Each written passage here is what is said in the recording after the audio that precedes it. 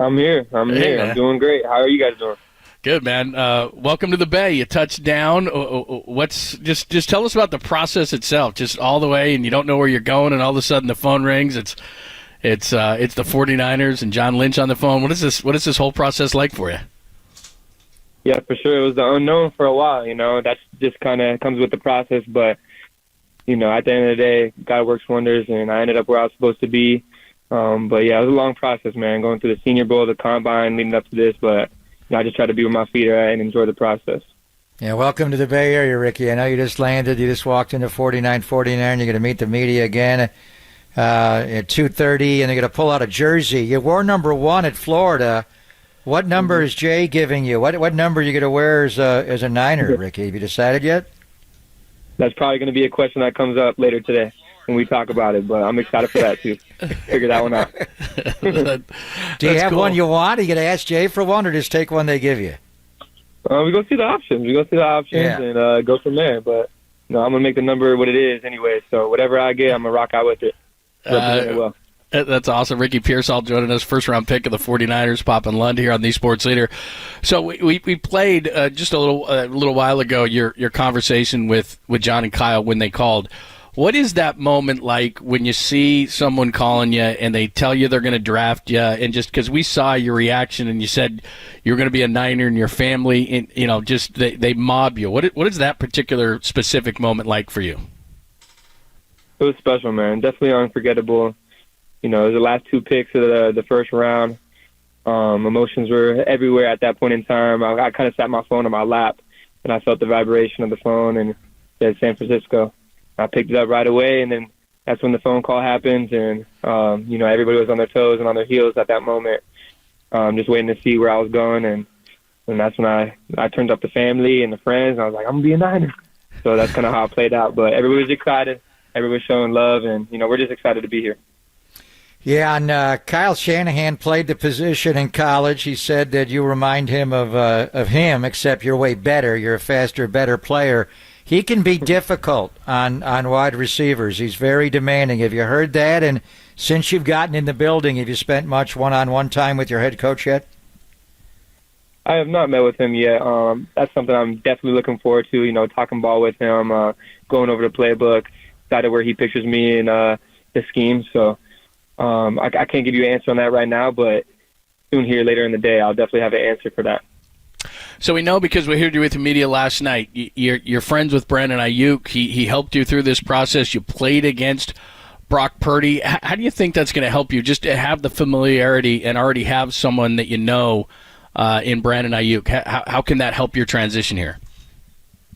I think it's going to help me tremendously, to be honest. I think it's chemistry before even the chemistry actually starts. So obviously I play with Brandon Ayuk. He's a really good friend of mine, really good buddy, and he FaceTimed me after I got picked up yesterday, actually, and just congratulated me, just chopped it up a little bit, and hopefully we become future teammates.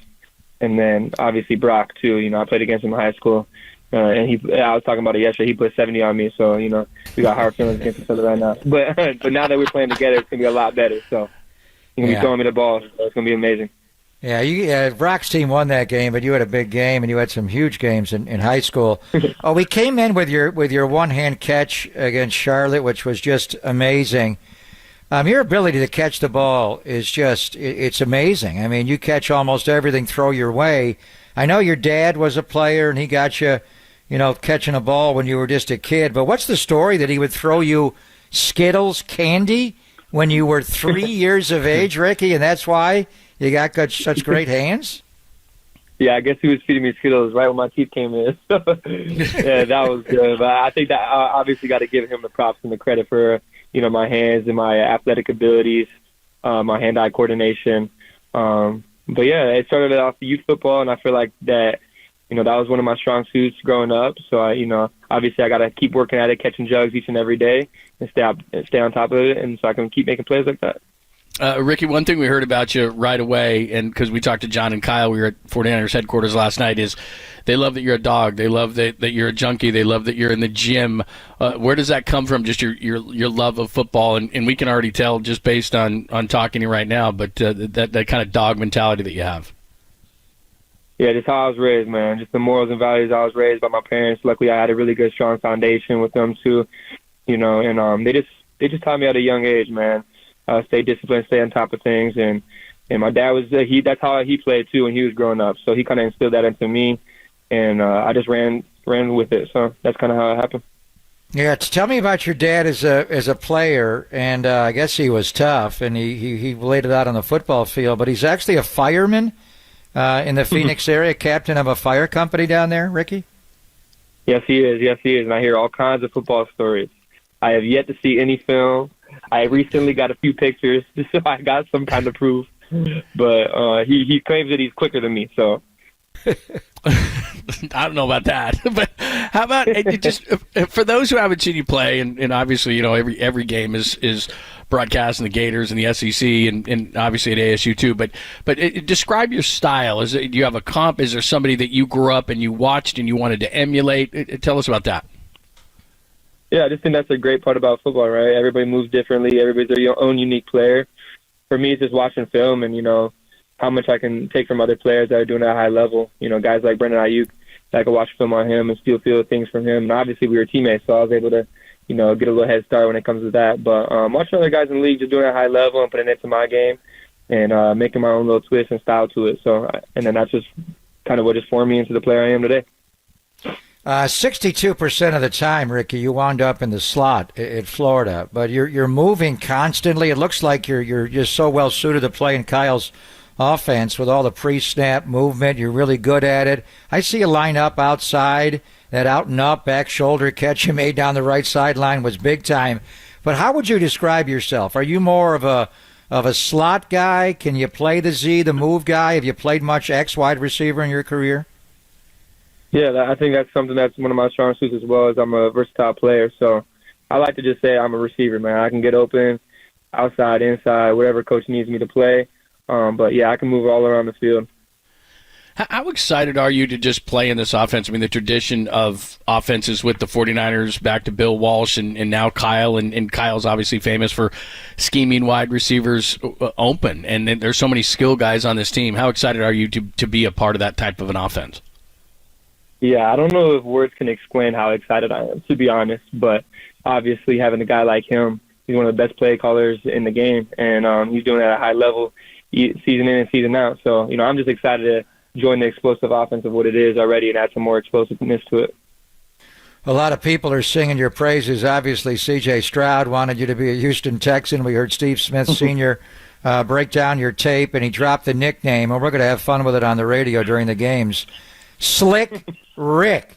Where did you get that nickname? And can we drop a little super freak when you go up and make one of those one-hand catches as a Niner? Yeah, I guess I'll give you permission to do that, yes.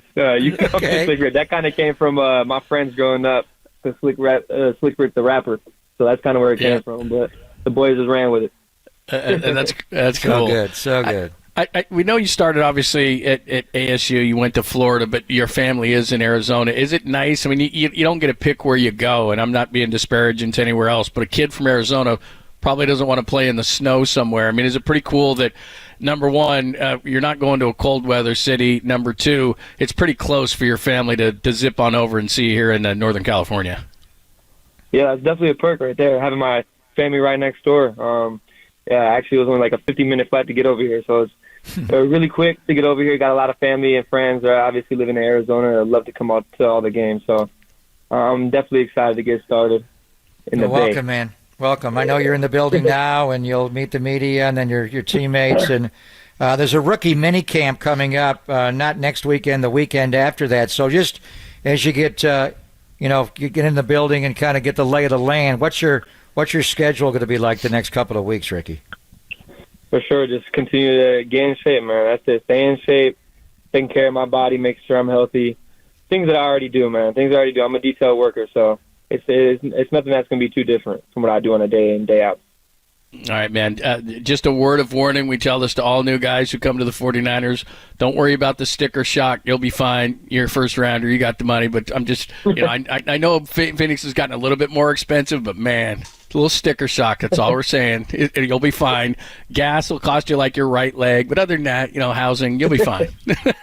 I've heard all about it. Don't worry. Yeah, you I know. got good people in my corner.